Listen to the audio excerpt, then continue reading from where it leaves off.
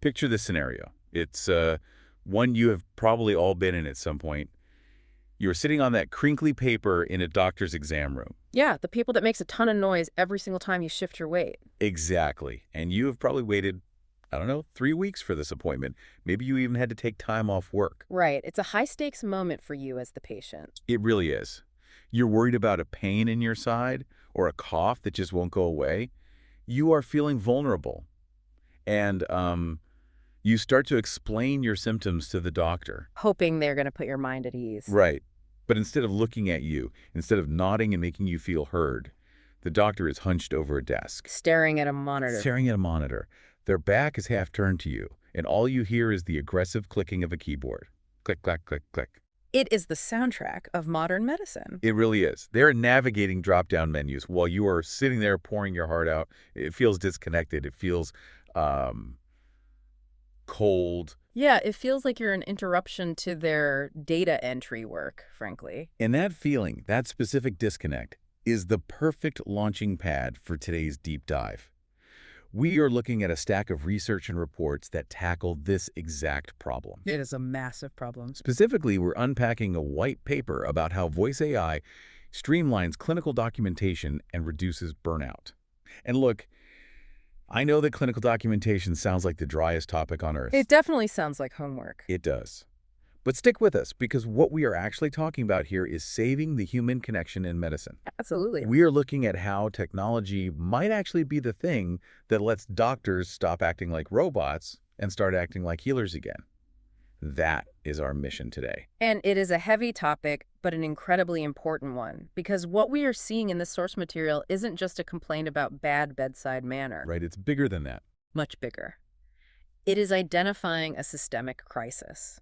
The text explicitly states that administrative workloads in clinical note-taking are absolutely overwhelming healthcare professionals right now. Yeah. It's not just an annoyance, it is a literal barrier to care.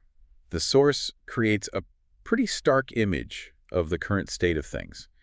It says clinicians are often spending more time on documentation than on direct patient care.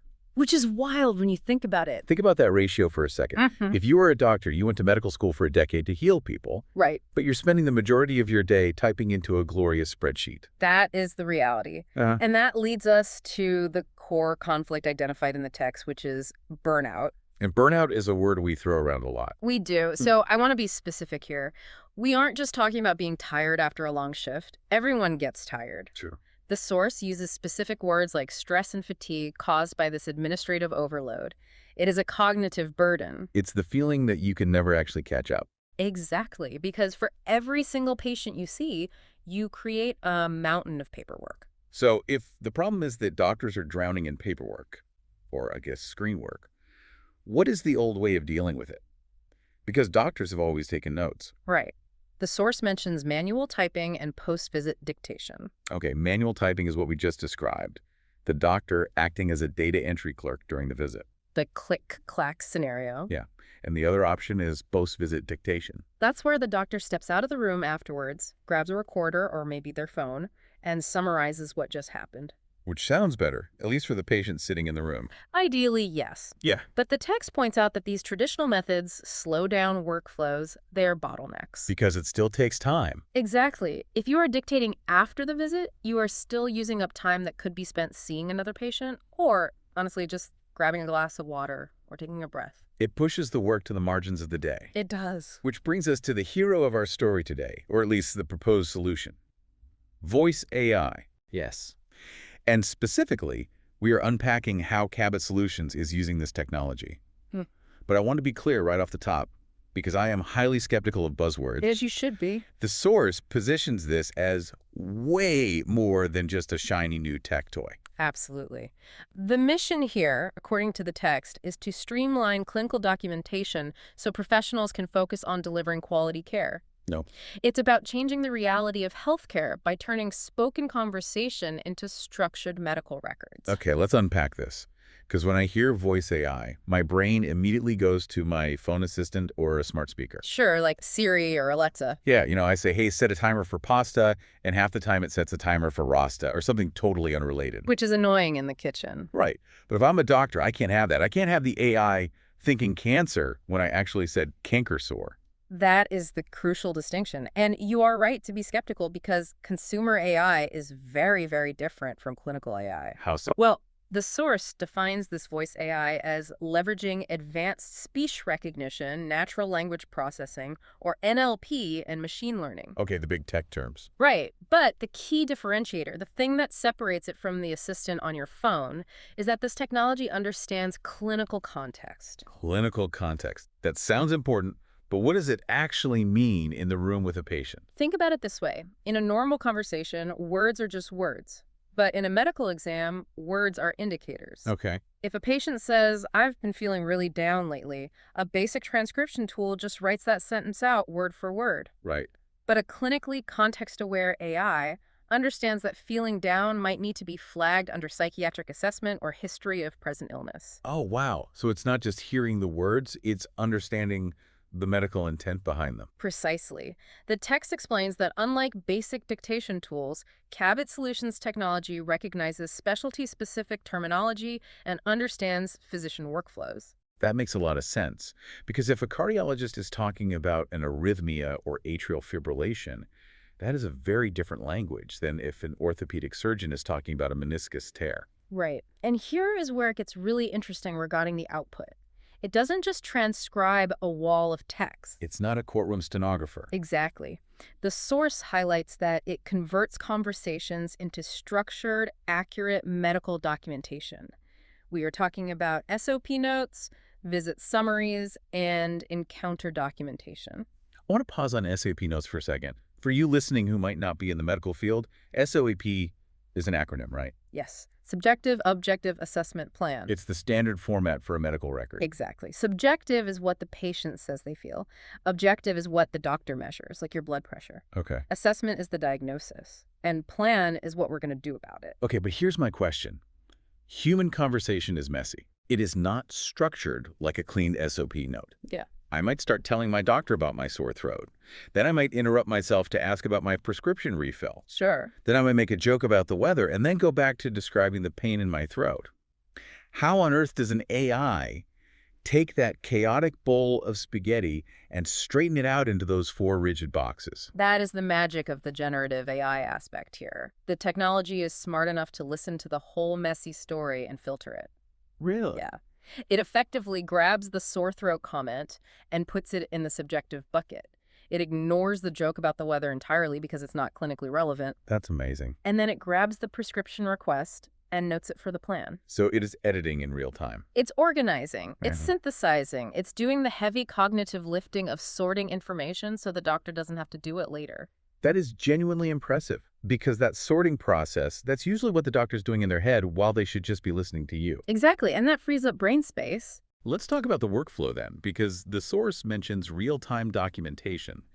And this seems like a massive game changer for the daily life of a clinician. It is. The technology captures the conversation during the visit. Okay. The impact of that is twofold, according to the text. First, obviously, it removes the need for manual typing during the exam. Right, no more click-clack. Exactly.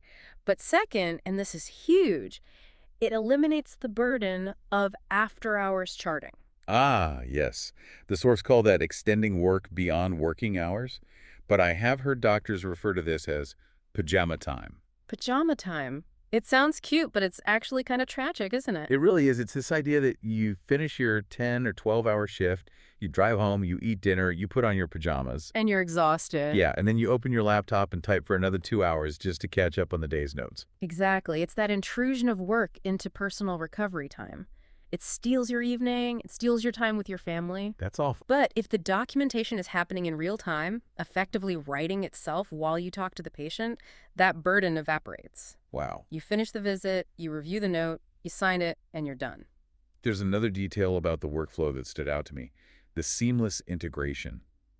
Because I know in any office job, Nothing is worse than having to log into 5 different systems to do one single task. Well, we call that context switching, and it is a massive drain on focus. It's the worst. The source notes that Cabot Solutions Voice AI works with existing electronic health records, EHRs, and practice management systems. So they don't have to log into a separate Cabot app, copy the text, and then paste it into the main hospital system. No, that would completely defeat the purpose. The text says it eliminates the need to switch between multiple screens. Oh, that's huge. The notes are automatically categorized and stored in the appropriate fields within the systems they already use. That sounds like such a relief. I mean, I get annoyed just switching tabs between my email and a spreadsheet. I cannot imagine doing that while trying to diagnose someone's illness. It reduces cognitive load. You aren't managing software, you are managing a patient's health. Now, I do have to play devil's advocate for a second here. Go for it. We are talking about AI listening to highly sensitive medical info. Accuracy has to be non-negotiable, right? Absolutely. I mentioned the cancer versus canker sore thing earlier, but what about accents?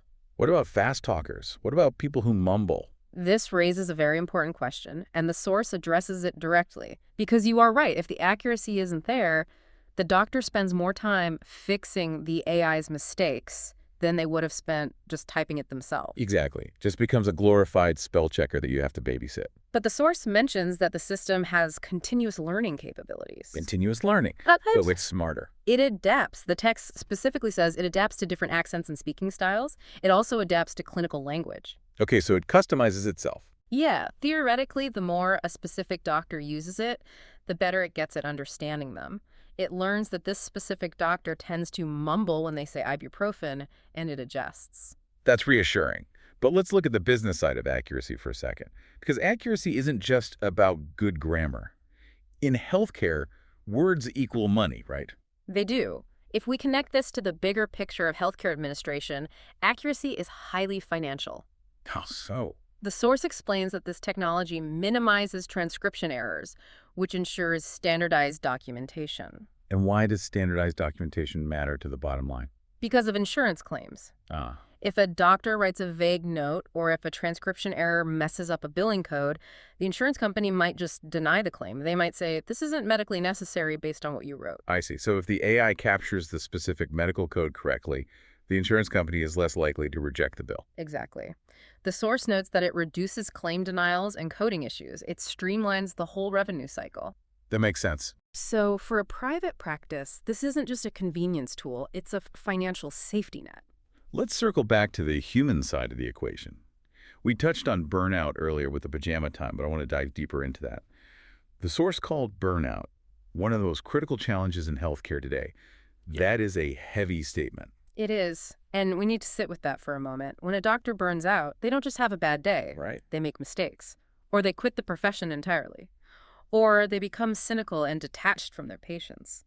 The source attributes a large part of that burnout to administrative overload. It's the feeling of being a hamster on a wheel. Yes. So how does voice AI specifically fix the burnout? Aside from just saving time, because sometimes saving time just means hospital admins cram more patients into the schedule. That is a very cynical take, but honestly a valid fear. However, the source argues that the quality of the time saved is what really matters here. Okay. It lowers cognitive and administrative stress. Cognitive stress. Oh, That's yeah. the mental drain of multitasking. Yes. It is the difference between running a sprint and running a marathon while juggling. By automating those repetitive tasks, the source argues it improves work-life balance and increases clinician satisfaction and retention. Retention is a big deal. We hear all the time about doctors quitting because they are just done. Yeah, they hit a breaking point. They didn't go to med school to fill out forms.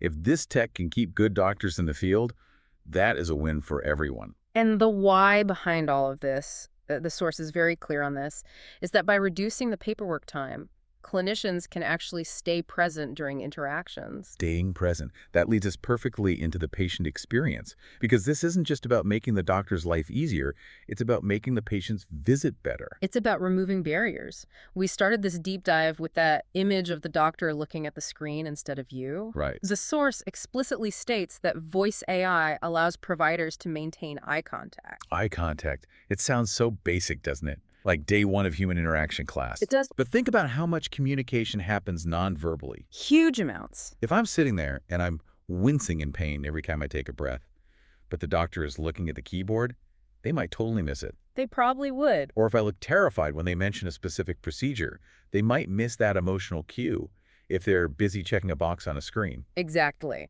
The source mentions active listening.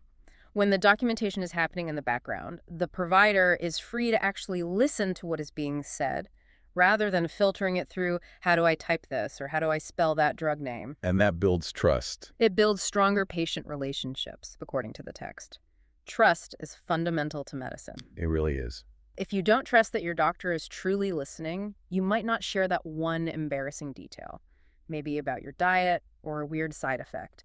And that detail might actually be the key to the diagnosis. That's a great point. If I feel like I'm talking to a data clerk, I'm going to give them data. If I feel like I'm talking to a caregiver, I am going to give them the truth. Well put.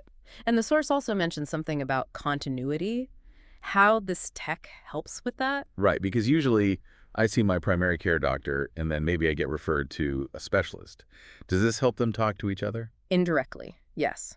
Clear, timely documentation supports much better follow-ups. If the notes are accurate and instantly in the system, it improves coordination across different departments. So if I go from my primary care doctor to a cardiologist, the cardiologist isn't waiting on a fax or trying to decipher a hastily scribbled note from 3 days ago. Exactly. They have the full structured story immediately. Correct. It keeps the care cohesive. It means the patient doesn't have to repeat their story 5 times to 5 different people.